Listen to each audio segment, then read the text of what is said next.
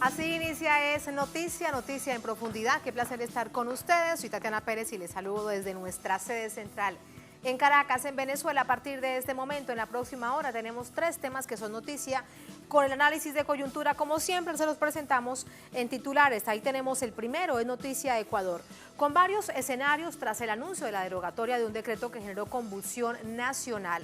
Movimientos populares celebran, figuras de correísmo son detenidas y como saldo lamentable hay 8 muertos y más de 1.300 heridos oficialmente. Analizamos todos estos hechos. Desde Ecuador nos acompaña un analista internacional.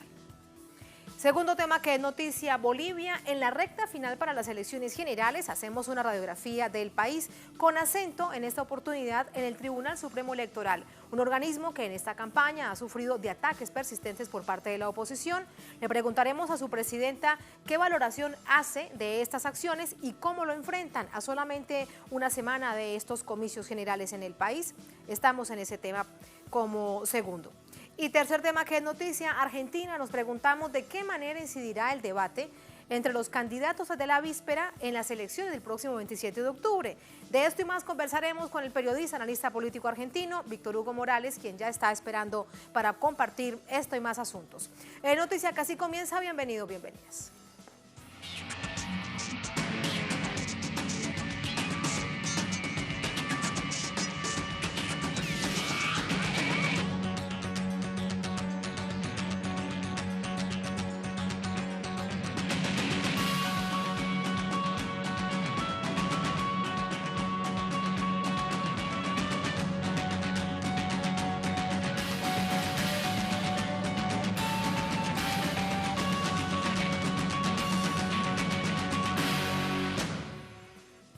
En Noticia Ecuador, la Confederación de Nacionalidades Indígenas celebró una lucha histórica un día después del anuncio del presidente Moreno de derogar el decreto 883. En medio del panorama, la prefecta de Pichincha, cuya capital es Quito, Paola Pavón, fue detenida por la Fiscalía con apoyo de la policía local sin orden judicial. Tenemos esos detalles a continuación. Este lunes, con el fin de las protestas, del estado de excepción y de la violencia estatal, la Confederación de Nacionalidades Indígenas de Ecuador resaltó su lucha y resistencia. Desde esta tarde o más tardar hasta mañana o desde mañana tendrán que normalizarse todas las tarifas de la gasolina, diésel, ¿no? Los pasajes, tal vez hubo alza de precio de productos de primera necesidad, tienen que normalizar. Eso quiere decir de que la lucha no es solamente para los indígenas, sino para todos los ecuatorianos y ecuatorianas. Más temprano el Ejecutivo, a través de un mensaje en Twitter, reiteró que el decreto 883 será derogado. Pero mientras los movimientos populares celebraban lo que consideraron un triunfo, referentes de la Revolución Ciudadana vivían otra historia. La prefecta de Pichincha, Paola Pavón, fue detenida por supuesta instigación a las movilizaciones. En un video grabado al momento de su detención, Pavón denunció atropello judicial. Hace una semana, en Es Noticia de Telesur, la prefecta aseguró que las acusaciones del gobierno de Moreno en su contra son debido a la persecución que sufre el correísmo. Primero, no he mantenido una reunión con el presidente Nicolás Maduro. Estuvimos hace aproximadamente 20 días visitando la ciudad de Caracas para reunirnos con el expresidente Rafael Correa. Es obvio, él, como ustedes conocen, por la persecución política está en Europa y está en Bélgica. Él, por una serie de entrevistas de Russia Today, estaba visitando Venezuela. Aprovechamos la cercanía para podernos reunir. Pero claro, se ha querido montar todo un aparataje para responsabilizar a 2 o 3 personas, desconociendo lo que el pueblo ecuatoriano está logrando en las calles. La Fiscalía también informó que se allanó la vivienda del exasambleísta Virgilio Hernández, contra quien pesa una orden de detención. Entre tanto, desde los movimientos populares se está a la espera de la concreción de la promesa del presidente de la nación. Ahí están los hechos registrados durante este inicio de semana, después de que se anuncia, se reitera que se deroga el artículo 883 de este llamado paquetazo económico. Pero ¿cómo finaliza el día? Saludamos a nuestra corresponsal Denise Herrera. Denise, ¿cómo estás? Muy buenas noches. Más tranquilidad en las calles. Se ha puesto punto final al estado de excepción, por ende al toque de queda. ¿Cómo finaliza entonces este día en Ecuador? Buenas noches, Tatiana, qué gusto saludarte a ti, a toda la audiencia de Telesur.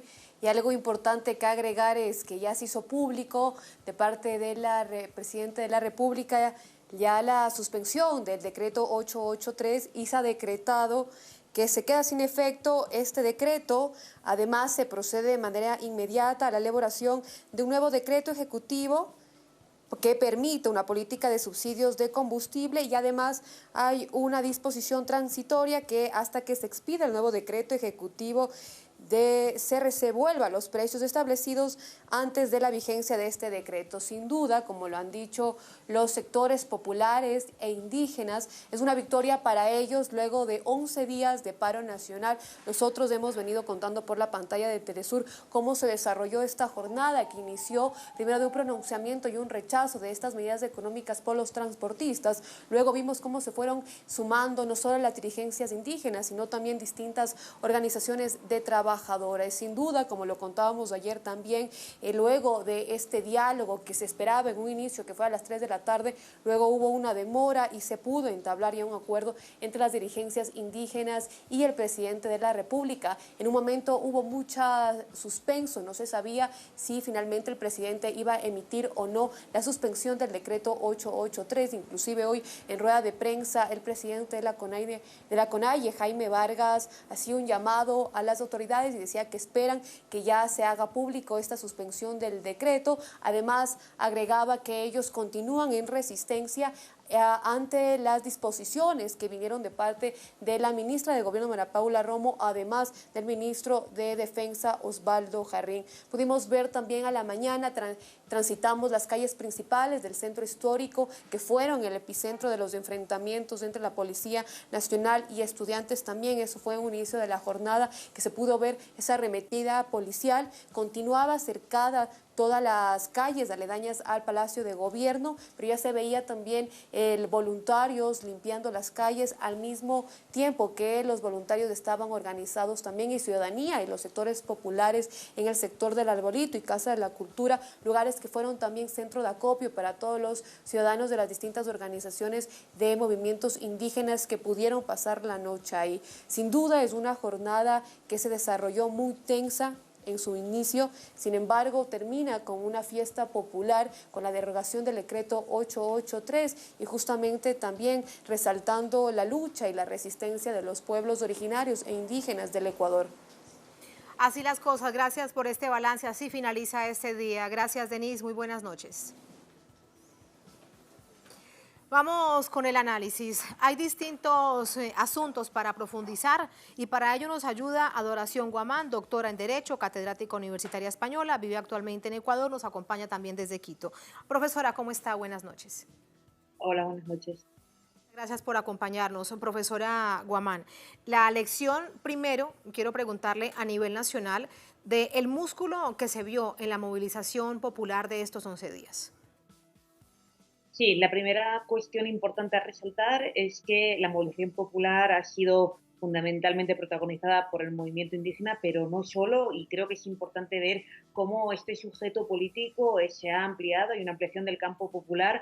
Con los indígenas estuvieron muy presentes las y los estudiantes de Quito, las personas que, por ejemplo, estaban en los cordones sanitarios o ayudando, eran estudiantes de medicina, eran profesores, eran médicos, y también en el día sábado vimos cómo se sumaban a la protesta la marcha de las mujeres y además de la marcha de las mujeres, el movimiento feminista estuvo desde el principio, pero además vimos cómo desde el norte de Quito bajaban los barrios populares. Y esto creo que es importante porque ha sido una demostración de músculo popular y probablemente una reconfiguración de esta nueva alianza de personas subalternas, de personas que se ven agredidas por las medidas neoliberales y que deciden decir no al FMI. Y esto es un aviso a navegantes para toda la región. Así que por este lado, por el lado de la reconfiguración de la protesta popular, creo que hay que leer lo que ha ocurrido como un antes y un después, porque se han ido acumulando fuerzas que han llegado bueno, yo creo que hacer claudicar, al menos en este primer round, al gobierno.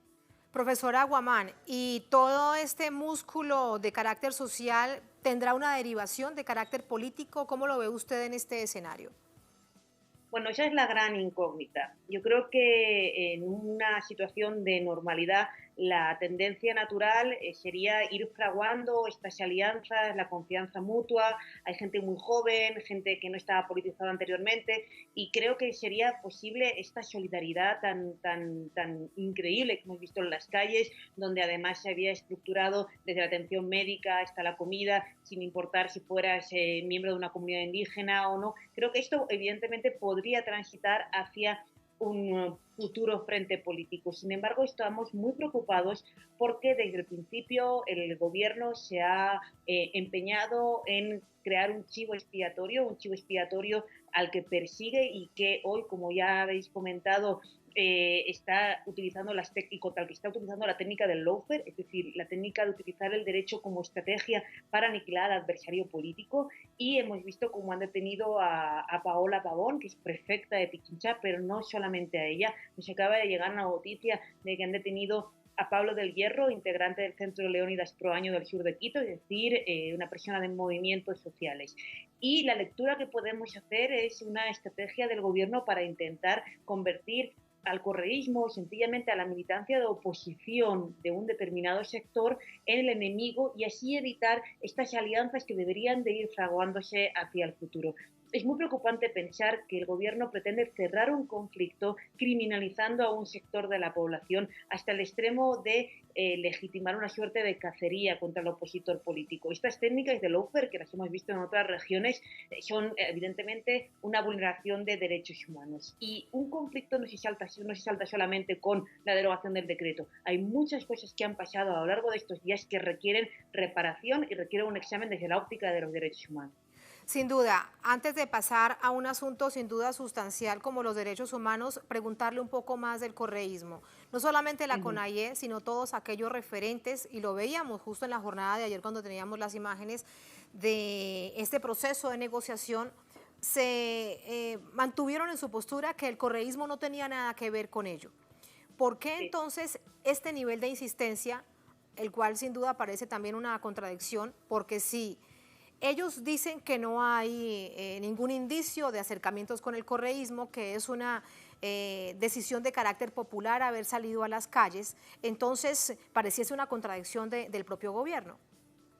Sí, el gobierno desde el principio ha utilizado esa vieja técnica de criminalizar al opositor político, además generando una teoría de la conspiración que no se sostiene, que llegaba a parecer absurda. El presidente llegó a afirmar que la culpa la tenían unos ciudadanos venezolanos, llegó a señalar al extranjero, implementando un discurso muy peligroso, y por supuesto desde el mismo inicio de la confrontación ha señalado al expresidente Correa y a su círculo más cercano de personas que trabajaron con él y que siguen activos en política de manera absolutamente legítima como responsables de lo que él llamaba una suerte de golpe de Estado. Hay que tener muy claro lo que dijo, por ejemplo, ayer Leónidas Iza del MIC, que con claridad meridiana dijo: le está usted otorgando al expresidente una fuerza que evidentemente no tiene. No se puede organizar desde Bruselas con una suerte de conspiración lo que hemos vivido en el Ecuador, que no era solo Quito, que eran todas las provincias, muchísimas ciudades,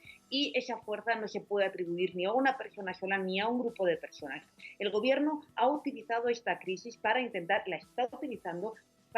deshacerse de un adversario político que, no nos olvidemos, en las últimas contiendas electorales tiene todavía la mayoría del apoyo electoral. Así que creo que la técnica del lawfare, que ya la conocemos, que se ha implementado en Brasil, de aniquilar, de utilizar esta guerra jurídica contra el que no puedes batir en las urnas, está perfectamente explicitada. Y reitero, esto ha sido condenado por la Comisión Interamericana de Derechos Humanos y por numerosos organismos de derechos humanos que han reiterado que las detenciones selectivas de adversarios políticos son una grave quiebra de los derechos humanos y de la democracia. Por ahí, desde luego, no se va a la reconciliación, a la paz y al diálogo, se va en el sentido contrario. No creo que ningún gobierno pueda gobernar realmente y tener un mínimo de legitimidad, y queda todavía casi 2 años de gobierno, para sostener su política en la aniquilación sistemática de los que están enfrentados desde el punto de vista político-electoral. Sí, ahora con respecto específicamente al decreto 883,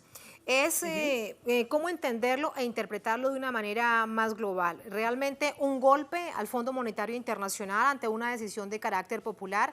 El gobierno evidentemente da un paso atrás ante la eliminación de los subsidios del combustible, de la gasolina y del diésel. Ahora dice, esa noche nos lo decía nuestra corresponsal, que ya se ha entregado más detalles de lo que esto significa.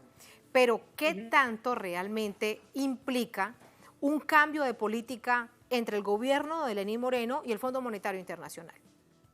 Esa es la gran cuestión. Evidentemente, a nivel político, el gobierno ha perdido fuerza porque ha tenido que ceder y ha tenido una medida que por la cual hizo una apuesta muy fuerte. El gobierno desde el principio posiciona la medida de los subsidios como una medida imprescindible para el país sin plantearse otras alternativas y ha tenido que bajar su medida estrella. El problema es que detrás de esta medida estrella el acuerdo con el Fondo Monetario Internacional conlleva una serie de condicionalidades que están firmadas y la contraprestación es el dinero que va a llegar y que está llegando ya del FMI.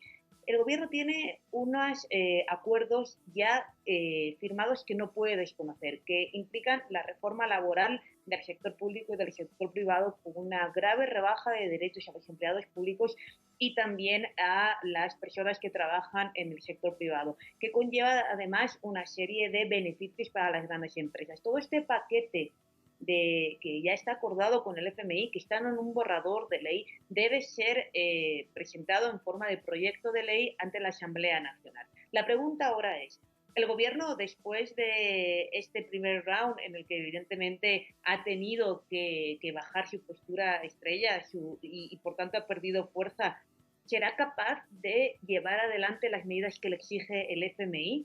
Y si no es capaz, ¿cómo va a sostenerse el gobierno en las élites económicas que están demandando esas mismas medidas cuando no sea capaz de responder a esas exigencias? Creo que se encuentra en una encrucijada. Creo que además el gobierno ha cometido una serie de errores que van por lo que tenemos que hablar, que es la vulneración de los derechos humanos y por tanto esto solamente es el principio. El FMI exige mucho más y ahora hay que ver cómo gestiona el gobierno de Moreno sus propios compromisos con las élites económicas y con el Fondo Monetario Internacional. Claro. Sobre el asunto de los derechos humanos, muy grave, quedan heridas abiertas, oficialmente 8 muertos, más de 1.300 personas heridas, más de 1.000 personas detenidas, así que es una situación muy compleja.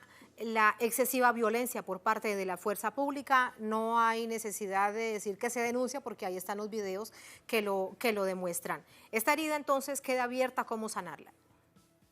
Es una herida que no puede quedar abierta ni en el ámbito de la conciencia colectiva ni en el ámbito jurídico. La Defensoría del Pueblo emite el último dictamen el día 13 afirmando las cifras que ya has comentado. Además, dentro de esas cifras hay datos que debemos señalarlos porque evidencian el uso excesivo desproporcionado de la fuerza. Más de un 22% de los detenidos tenía menos de 19 años, es decir, había un porcentaje de niños detenidos y no se sabe si han seguido las condiciones específicas para la detención de menores. Pero es que además solamente un 24% de las personas detenidas, de ese millar de personas detenidas, pasó realmente a disposición judicial, es decir, la gran mayoría no tenía causa para la detención. Los heridos tienen, ya hemos visto las imágenes, son heridos graves, hay fallecidos. Esto no se puede saldar con la impunidad.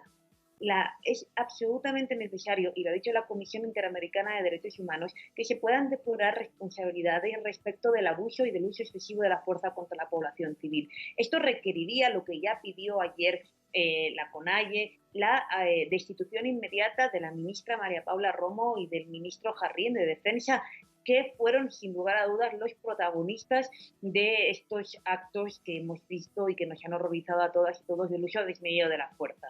Ahora mismo, para realmente poder suturar la herida grave que ha provocado en la población este uso desmedido de la fuerza, deberían de depurarse responsabilidades, abrirse los procesos jurídicos pertinentes y repararse a las víctimas. Si el gobierno no hace eso, creo que las instancias internacionales de derechos humanos van a tener que enfocarse en Ecuador y exigir esa depuración de responsabilidades en el interno de las fuerzas de seguridad y sobre todo en los mandos que estuvieron detrás de la autorización la autorización o incluso una instigación, porque las palabras del ministro de Defensa muchas veces creo que animaron a esta actuación. Pues tiene que haber una respuesta jurídica, además de una evidente, creo que por lo menos reconocimiento de errores, algo que todavía ninguno de los ministros ha reconocido que se cometieron errores claros en el uso represivo contra la población civil. Este es el panorama con el que está en este momento el país. Hay aún tantas preguntas sin respuesta. Profesora Guamán, muchísimas gracias. Buenas noches. A ustedes, buenas noches. Buenas noches y gracias. Así nos vamos a la primera pausa en esta emisión de Es Noticia. Al volver en Noticia Bolivia, en la recta final para las elecciones generales, hacemos una radiografía del país con acento en el Tribunal Supremo Electoral, un organismo que en esta campaña ha sufrido de ataques persistentes de la oposición. Nos preguntamos lo siguiente: ¿qué valoración hace su presidenta de estas acciones y cómo lo enfrentan? De esto y más conversamos en minutos con la máxima autoridad del TSE de Bolivia. Estamos en Noticia, ya venimos.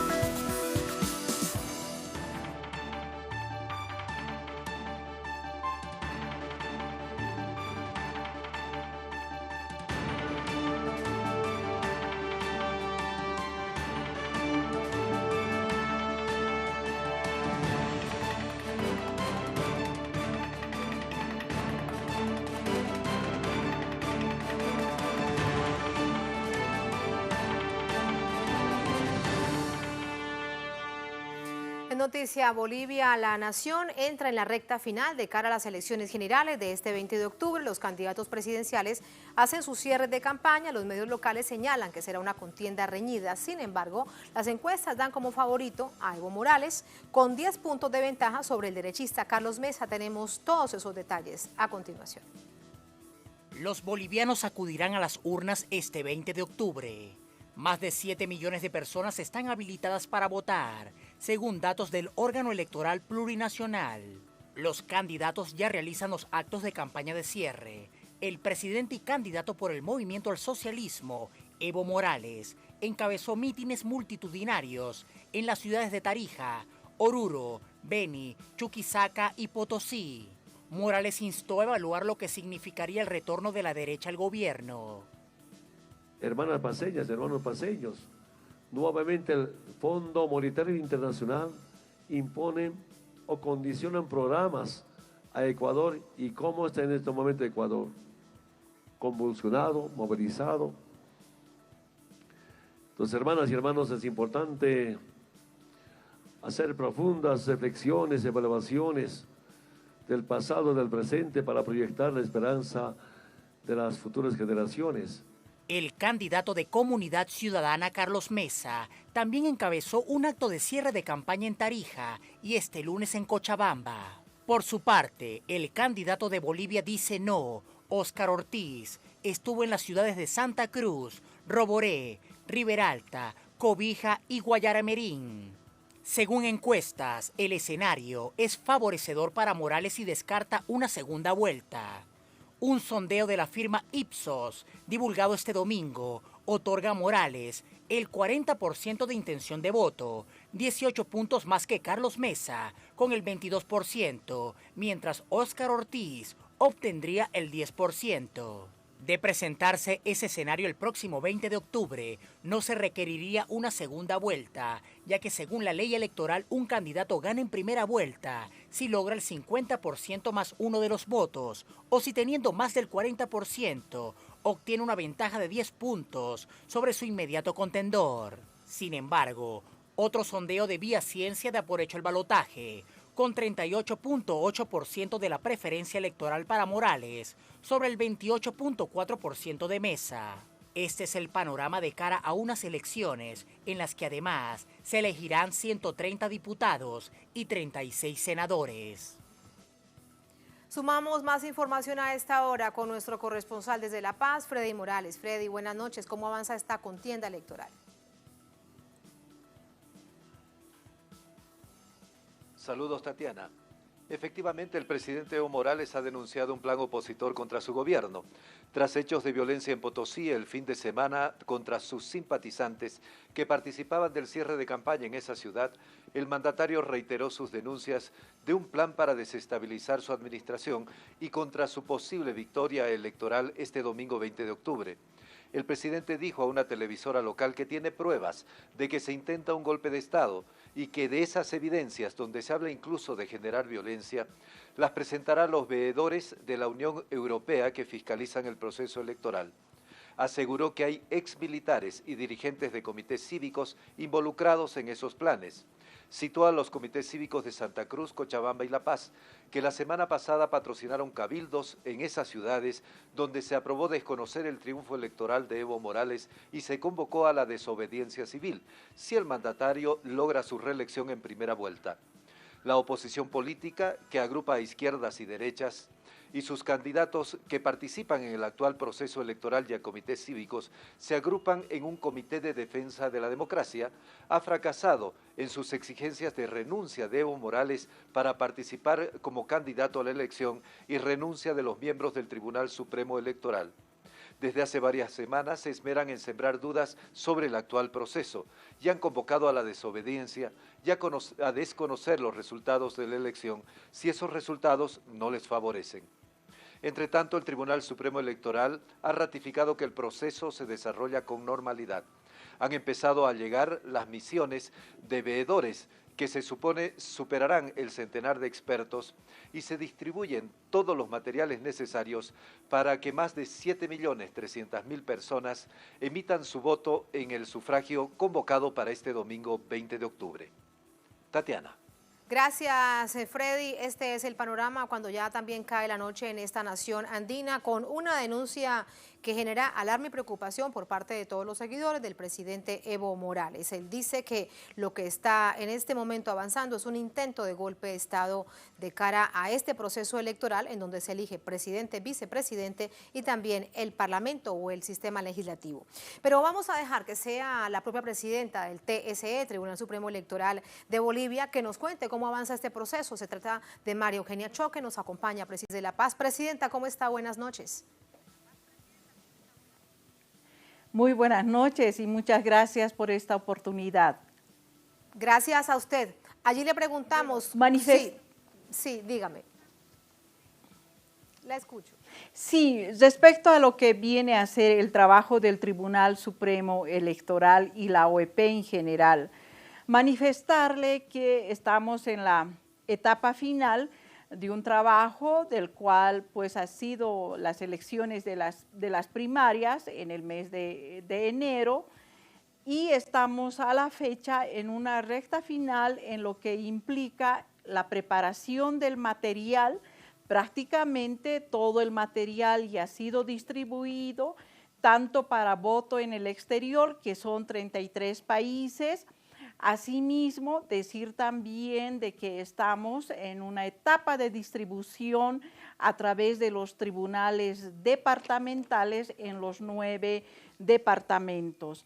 Esta etapa de distribución de material tiene como alrededor de 25 ítems, es una maleta electoral.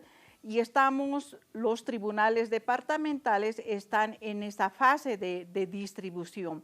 También decirles que estamos trabajando a través de los tribunales departamentales y el Tribunal Supremo Electoral lo que es la capacitación a los jurados y juradas electorales. Mencionar que los jurados y juradas electorales son los garantes de la democracia, son quienes van a llevar desde la apertura de la mesa, desde las 8 de la mañana, todo el proceso de lo que va a ser el 20 de octubre hasta el cierre de las mesas, el cuenteo de lo que es los votos, asimismo la elaboración del acta electoral. Acta electoral que va a ser distribuida a todos los representantes que están siguiendo y que han sido registrados ante el Tribunal Supremo Electoral y los tribunales departamentales. mencionar que vamos a tener en cada mesa 3 jurados electorales titulares y 3 jurados electorales suplentes. También en este proceso de acompañamiento están los notarios electorales, están las guías electorales, están jueces electorales y todo el equipo de lo que viene a ser el trabajo operativo de los tribunales departamentales. Asimismo, esta fase de capacitación a jurados electorales y juradas electorales, vuelvo a reiterar, son los garantes del ejercicio de la democracia. Decirle también de que a lo largo de este proceso, el Tribunal Supremo Electoral, nosotros como autoridades de esta instancia, de la OEP en general, garantizamos el ejercicio de la democracia, garantizamos la transparencia, la confiabilidad, tanto en territorio nacional como para voto en el exterior. Manifestar permítame, le pregunto aquí algo importante con respecto a los ojos que velarán a nivel interno, y ahí va mi pregunta ahora a nivel internacional, este proceso electoral, 228 observadores electorales, ¿quiénes serán esos ojos del mundo ante este proceso electoral? Estamos en plena fase, ya llegaron los observadores de la misión electoral, por ejemplo, con la Unión Europea, con la OEA, hemos mantenido no solo el tribunal como autoridad, sino también las instancias operativas, que es Secretaría de Cámara, que viene a ser la dirección jurídica, que es otras instancias operativas, tienen reuniones para realmente poder transparentar, difundir, comunicar de todo lo que es este trabajo.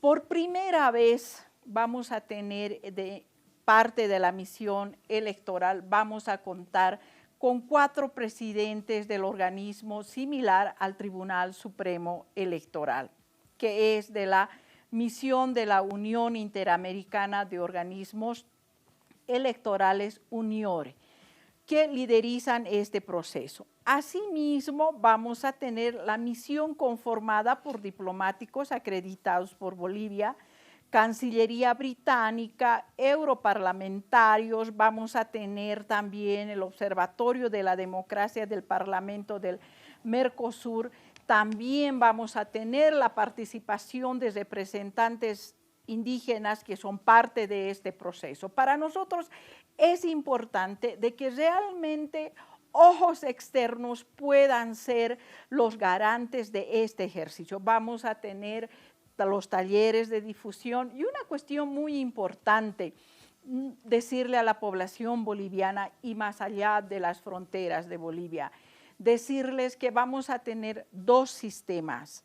Uno se llama la transmisión preliminar de actas electorales. No es vinculante, pero en el marco de lo que es la transparencia, la confiabilidad, vamos a tener este proceso de lo que implica el TREP.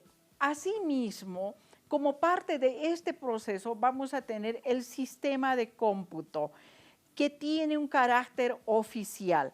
Ambos sistemas, mencionar en el marco de lo que es, pues decirles a la población boliviana y más allá de nuestras fronteras, decirles de que estos 2 sistemas, primera vez en el país, van a ser auditados.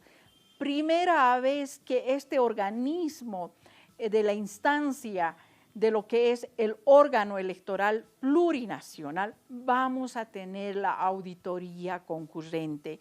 Se está trabajando en aquello que es la auditoría al sistema, se está trabajando en aquello que va a ser la auditoría al día de las elecciones. Con respecto a esta novedad, Presidenta, permítame preguntarle algo. La auditoría que se hará como un hecho nuevo, inédito en el país, a los 2 procesos, al de transmisión de resultados electorales preliminares y el de cómputo oficial de votos, ¿en qué porcentaje se hará esta auditoría?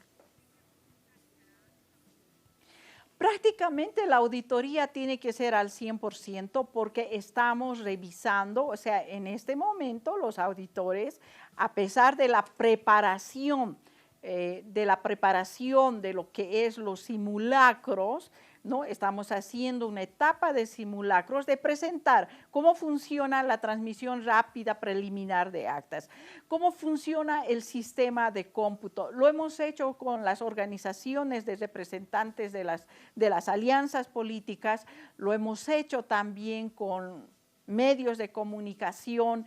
Entonces se está trabajando. Y también cabe mencionar de que tanto las instancias de la OEA como de la Unión Europea tienen actividades, reuniones con las instancias operativas para mostrarles cómo funciona. A más señalar que de estos dos sistemas, más lo que viene a ser la auditoría concurrente a todo el sistema, es decir, a los dos sistemas, el día de las elecciones también hasta la finalización del cómputo oficial que nosotros mediante norma, la 026, nos indica que son 7 días en la elaboración o la presentación de los resultados. Allí hay algo también importante, Presidenta, en la medida en que usted nos va contando de manera detallada cómo funcionará todo este proceso, van surgiendo preguntas que de una vez se las voy planteando. Ya al momento del cierre vemos cómo será entonces parte de este proceso en las dos vías, con la auditoría. Y en ese sentido entonces, ¿a partir de qué horas comenzará la transmisión de datos para ir conociendo tendencias de cómo va tanto la elección para candidato de presidente y vicepresidente y también de la conformación del legislativo? Lo que es el sistema del TREP, generalmente a lo largo de esta experiencia se ha estado mostrando una vez que se cierran las mesas electorales, generalmente un promedio de 2 o 3 horas, que es la transmisión rápida de actas. El sistema de cómputo, dice la norma, son 7 días, pero por la experiencia hemos estado entregando en menos días. La auditoría concurrente prácticamente va a cubrir el 100% de lo que es este proceso electoral. Entonces, manifestar de que nuestro trabajo en el marco de la transparencia, la confiabilidad y la profesionalidad está en base a lo que es el calendario electoral. Y un hecho más que me gustaría adicionar es que el Tribunal Supremo Electoral, la OEP, sobre todo lo que es el tribunal, más el Tribunal Departamental de Santa Cruz y el Tribunal Departamental de Tarija, estamos trabajando en la certificación del ISO electoral 54001. Este proceso lo hemos iniciado en una gestión anterior, ha sido trabajado con fondos de la Unión Europea en su primera parte y actualmente ha sido finalizado con el trabajo de lo que es recursos financieros propios del Tribunal Supremo Electoral. Decirles que hemos pasado una fase de auditoría interna, hemos pasado una fase de auditoría externa y justamente estamos a la espera de lo que va a ser esta certificación. Entonces, son trabajos que en el marco de nuestra profesionalidad, vuelvo a reiterar, en el marco de la transparencia es que estamos haciendo el esfuerzo comprometido, el esfuerzo decidido de que realmente la población pueda este 20 de octubre estar seguros de un trabajo que tiene que ver a lo largo de toda esta preparación del proceso electoral. Esto es parte de todo lo que significa el proceso. Hemos perdido lamentablemente la comunicación con nuestra invitada. Rápidamente vamos a restablecer la comunicación con la presidenta del Tribunal Supremo Electoral de Bolivia, María Eugenia Choque. Mientras tanto, revisamos nuestra mesa. Miren ustedes el titular que tenemos a propósito de cuando ya estamos en la recta final. Quedan solamente 6 días prácticamente para este proceso, para las elecciones, para la encuesta definitiva, donde el pueblo tomará, bueno, la decisión que considere conveniente. Tenemos el titular. Evo Morales supera con 18 puntos intención de votos en primera vuelta. Recordemos que en esta nación hay primera vuelta y balotaje o 2 vueltas. Un reciente sondeo reveló que Evo Morales obtuvo 40% de preferencia, mientras que Carlos Mesa, que va en segundo lugar de Opción Ciudadana, logró un 22%. Esta encuesta reveló que el candidato del Movimiento al Socialismo Más lidera la intención de voto, se perfila como ganador en primera vuelta. La exploración de la empresa de investigaciones Ipsos mostró que el candidato Evo Morales obtuvo 40% de las preferencias en intención de voto, mientras que las elecciones del próximo 20 de octubre, al aspirante Carlos Mesa por la coalición Comunidad Ciudadana CC logró un 22%. En tercer lugar aparece el candidato por Bolivia Dice No, estamos hablando de Óscar Ortiz, con 10%. En cuarto lugar, el postulante por el Partido Demócrata Cristiano, Chi Jun-jun, con el 6%. Estos últimos estudios realizados por Radio Televisión Popular, RTP, en 9 ciudades del país, muestra que Evo ganaría con gran ventaja en la primera vuelta en los departamentos de Beni, Cochabamba, La Paz, Oruro, Potosí y Tarija. Allí parte de esta encuesta, restablecida la comunicación con la presidenta del Tribunal Supremo Electoral de Bolivia. Presidenta, de nuevo con usted, nos quedan algunos interrogantes por hacerle. ¿Nos escucha bien? Presidenta. ¿Aló? ¿Nos escucha? Sí. Qué bueno. Sí, claro que sí, le escucho. Gracias. Entonces, antes de que se nos cortara la comunicación, estaba clara la información que usted nos entregaba. Aquí hay algo también importante. ¿A partir de qué momento entonces habrá una tendencia con respecto a quién será la fórmula ganadora en primera vuelta o si pasarán a segunda vuelta? Pero ¿en qué momento habrá una tendencia de candidatos para presidencia y su fórmula vicepresidencial? Una vez cesada la jornada del día electoral, se inicia con lo que viene a ser la transmisión rápida de actas, que es el TREP.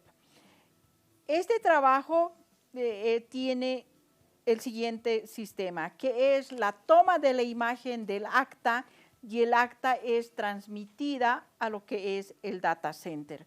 De ahí viene su nombre, transmisión rápida y directa de actas preliminares. El otro sistema es el sistema de cómputo oficial. El sistema de cómputo oficial es, una vez escaneada el acta electoral original, llega a la sala plena de los tribunales departamentales.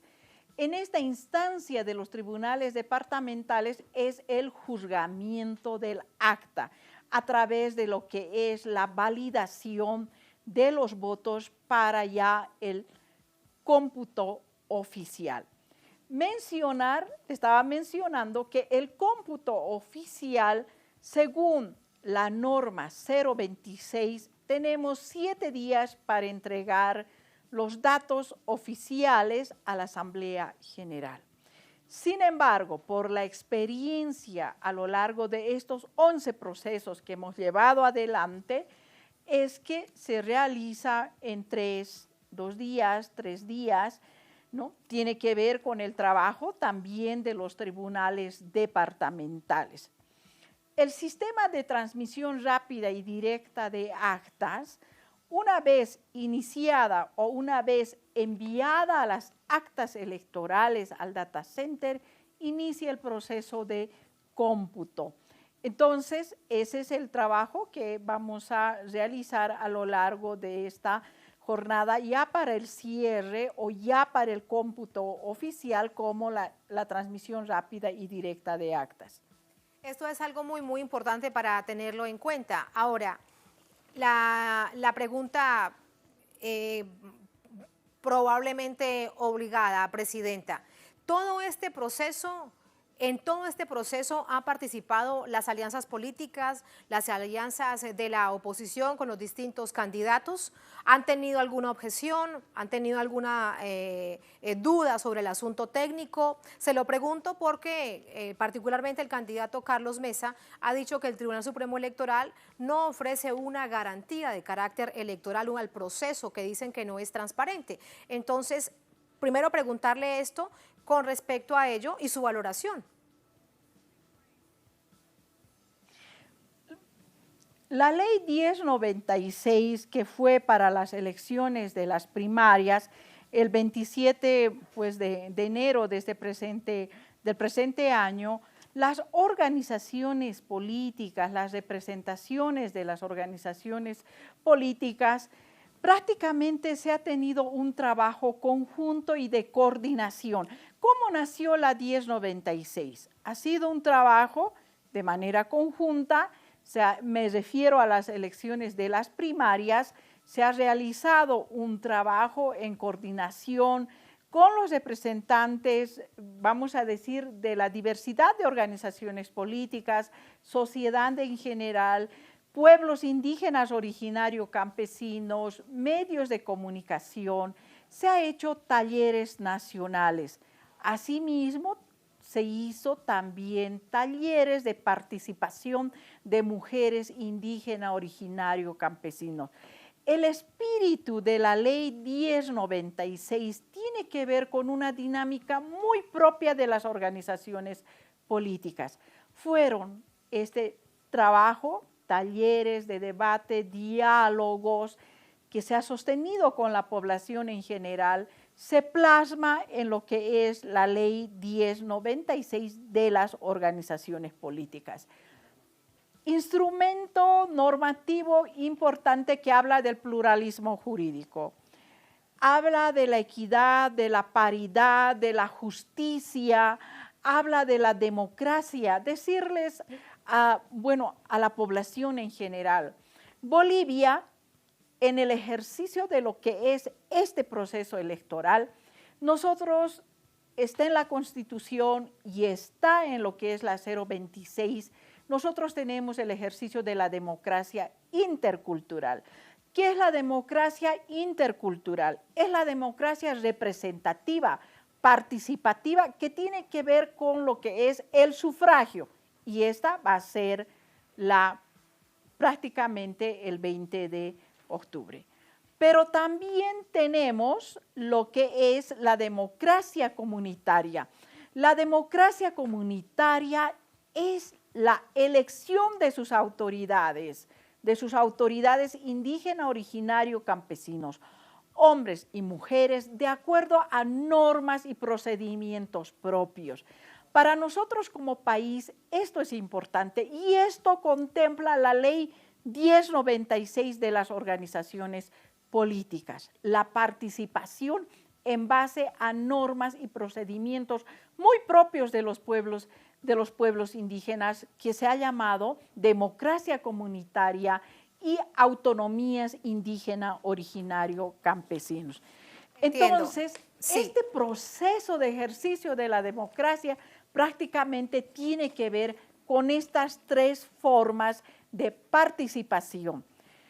Decirles también que la 1096 conlleva todo ese espíritu de igualdad, de justicia electoral, de participación plena y efectiva de todos. Entonces, pues el 20 de octubre será nuevamente este ejercicio de la democracia. Nosotros convocamos a que los jurados, notarios electorales, guías electorales, tribunales departamentales, que son quienes van a llevar adelante este proceso del cómputo. Muchísimas gracias, Presidenta. Con esa reflexión la despido y esa es la respuesta que entregan además de manera oficial, así lo comprendemos, por parte del Tribunal Supremo Electoral a la oposición que ha intentado deslegitimar precisamente todo este proceso. Muchísimas gracias por ese tiempo para Noticia de Telesur y muchos éxitos el próximo 20 de octubre por la democracia del país. Buenas noches. Buenas noches, muchas gracias, Jayaya. Hasta luego, muchas gracias.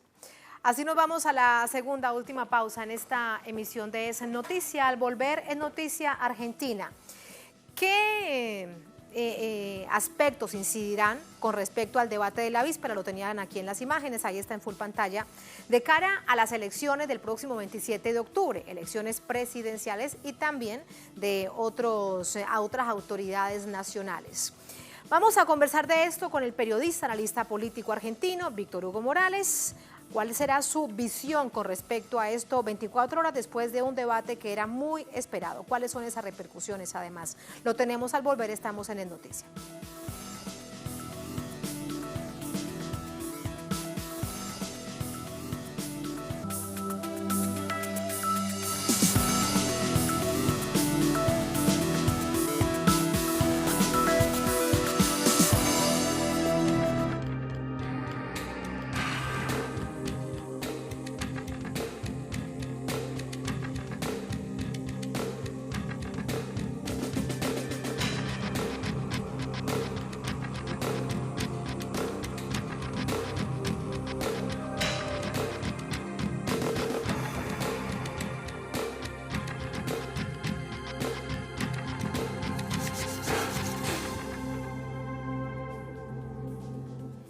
En Noticia Argentina, con la participación de todos los candidatos a la presidencia del país, se concentran las elecciones del próximo 27 de octubre y así se lleva a cabo el primer debate presidencial que generaba gran expectativa. Vamos a revisar las repercusiones durante esta jornada.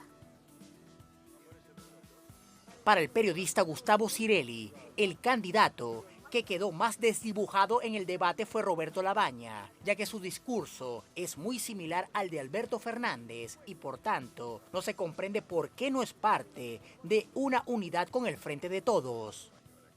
El resultado fue magro. De entrada, Alberto Fernández lo expuso al recordar las mentiras del actual presidente en el debate con Daniel Scioli del 2015. Creo que eso ya minó la concentración del actual presidente. Los otros 4 candidatos, tanto Lavagna, Nicolás del Caño por la izquierda, Espert y Gómez Centurión, creo que fueron a buscar consolidarse como figuras de la oposición. Para el sociólogo Artemio López, desde el punto de vista actitudinal, Mauricio Macri fue un hombre vencido, un hombre que no solo no tiene chance de reelegir, sino que no desea reelegir, en tanto Alberto Fernández se mostró como ganador indiscutido. La serenidad con que manifestó efectivamente no solo las críticas, sino la perspectiva de futuro para Argentina. O sea, él sabe que es coordinador de la expectativa de muchísimos argentinos, por lo tanto su comportamiento fue adecuado. Y de Macri es muy difícil encontrar algún mérito. La verdad que no lo tuvo, volvió a mentir sistemáticamente, es un mentiroso compulsivo Macri. Por lo tanto, cualquier intercambio con él parte de la base de que lo que diga no va a ser absolutamente nada, va a tener correlato con la realidad. El analista destacó la posición de Alberto Fernández respecto de retomar la posición histórica del Movimiento Popular Democrático Argentino de no injerencia en asuntos internos de otros estados, el respeto a la autodeterminación de los pueblos y el camino de la integración regional. Una posición que creíamos absolutamente superada. Sin embargo, eso es así para el actual presidente. Muy buena y contundente la frase de Alberto Fernández, que espera que ningún soldado argentino pise territorio venezolano, porque la aventura de enferma del presidente actual frente al sacrificio que implicó su modelo para el conjunto de los sectores populares en Argentina es capaz de cualquier aventura. Esperemos que no creo que no va a pasar, porque ni siquiera hay tiempo institucionales para que eso suceda. En cuanto al tema economía y finanzas, el sociólogo considera que la propuesta más viable para salir del brutal endeudamiento en el que sumió a la Argentina la administración Macri fue la del candidato del Frente de Todos. El daño que hizo es tan contundente, su palabra está tan desautorizada, su peso político está tan absolutamente licuado que no interesa su opinión. Pero la verdad es que no sabemos muy bien. Él dice que utilizó la deuda para algo que él solo ve, porque desarrollo de infraestructura, impacto sobre las condiciones de vida en términos de salud, de educación, no hubo. Por lo tanto, no sabemos muy bien qué es lo que Macri dice para legitimar el nivel de endeudamiento actual del país. Y entre nosotros no lo sabemos y ya no nos interesa saber muy bien qué piensa Macri. La conclusión del sociólogo Artemio López sobre Mauricio Macri no solo es contundente, sino que compartida por la mayoría de los argentinos. ¿Y qué dice el analista político, el periodista Víctor Hugo Morales? Vamos a conversar con él. Víctor, ¿cómo estás? Buenas noches. Tatiana, buenas noches. Hay mucho para hablar y también podría reducirse a muy pocas palabras porque no sirvió para nada el debate. De antemano se sabía. Hablar 30 segundos sobre la educación y la justicia y todo lo que fuere, imposible. 1 minuto para cada candidato, apenas un repaso de ideas después en una segunda tanda, pero siempre dentro de 30 segundos, 1 minuto, no tiene ningún sentido. Lo que ocurrió anoche fue un pobre programa televisivo, políticamente inútil, periodísticamente muy modesto y con la participación de los candidatos a presidente, de los cuales se destacaban el actual presidente, por las obvias razones de su casi seguro alejamiento del poder, y Alberto Fernández, que va a ser quien se haga cargo de la presidencia después de las elecciones del 27 de octubre, según lo que dicen todas las encuestas y lo que, por supuesto, la gran encuesta nacional que fueron las elecciones primarias lo estuvieron estableciendo. Así que el margen, Tatiana, para los comentarios no son demasiado amplios, pero podemos ir poco a poco, si te parece, desmenuzando lo que ocurrió anoche. Por supuesto, Víctor Hugo, vamos poco a poco. Lo primero es que han pasado ya 24 horas de este debate presidencial que generaba tan expectativa. ¿Cómo crees que incidirá en el tiempo que queda de campaña de cara al 27 de octubre? No van a tener ninguna utilidad las expresiones de anoche de cada candidato. No le modifica el panorama, no mueve el amperímetro. Alberto Fernández se consolidó como el más capaz de todos ellos, es evidente en su discurso, en el manejo que tenía de la situación, que era muy consciente y muy dominante de lo que quería manifestar. Macri reiteró su capacidad increíble, nunca vista en toda mi vida cerca de la política, en una persona capacidad para mentir. Igual que en el 2015, ahora en el 2019, sabiendo él que todo el mundo conoce el perfil de mentiroso que se le adjudica con absoluta razón, igual insistió. Habló de que la deuda, por ejemplo, de su gobierno no era tan importante, la quiso minimizar. Esto es curiosísimo. Por esa deuda, por la primera parte de la deuda, tuvo que recurrir al Fondo Monetario Internacional. Por ir al Fondo Monetario Internacional, debió asumir políticas de ajuste que ya él más o menos la tenía pensada, porque es neoliberal de alma, pero que el Fondo Monetario le dijo que tenían que ser todavía más precisas, más severas. Y así lo cumplió. Y así le fue. Lo que tuvimos el 11 de agosto pasado en las urnas fue un estallido social. Ese que a veces se ve en las calles, ahora se vio en las urnas. Porque lo que ha ocurrido con Macri en el gobierno ha sido pavoroso, absolutamente atroz para la Argentina. Nos has hablado de Mauricio Macri, te preguntamos ahora por Alberto Fernández. En general, referentes del Frente de Todos se han mostrado satisfechos con el resultado del debate. Quiero conocer tu percepción. Es que fue buena la participación de Alberto Fernández, Tatiana, incluso en lo que atañe a Venezuela, pero lo que manifestó en cada una de las respuestas fue conocimiento de los temas, solvencia intelectual, facilidad para expresarlo, fue claramente el dominante de ese grupo de candidatos a presidente. Yo creo que el Frente para Todos naturalmente quedó muy conforme.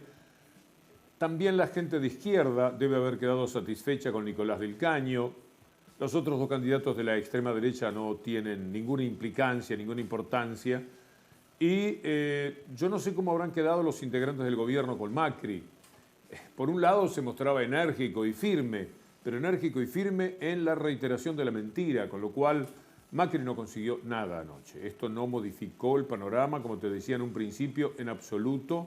Y Alberto Fernández continuará, si del debate depende, siendo el hombre dominante de la política para las próximas semanas cuando lleguen las elecciones. De cara al próximo 27 de octubre, Víctor Hugo, gracias. Te esperamos aquí en Caracas, en esta capital suramericana, en Venezuela, en la cobertura de Telesur, de nuestra pantalla tradicional, de nuestra multiplataforma Argentina Decide. Te esperamos, gracias y muy buenas noches. Tatiana, muchas gracias. Me dará mucho gusto estar con ustedes.